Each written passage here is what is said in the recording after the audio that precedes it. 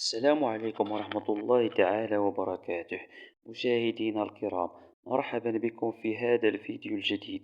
موعد وتوقيت مباراة فريق نهضة بركان المغربي وفريق الاتحاد الجزائر في نصف نهائي كأس الاتحاد الإفريقي 2024، والقنوات الناقلة للمباراة.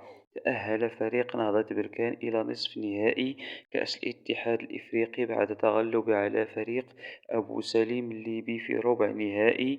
وتأهل فريق الاتحاد الجزائري إلى نصف النهائي بعد التغلب على فريق ريفيرز يونايتد النيجيري في ربع النهائي. ويستقبل اتحاد الجزائر نهضة بركان في ذهاب نصف نهائي كأس الاتحاد الإفريقي يوم الأحد 21 أبريل 2024 على ملعب 5 جويي في حدود الساعة 8 مساء بالتوقيت المغربي. ومن المنتظر نقل هذه المباراة على شبكة قنوات بي إن سبورت.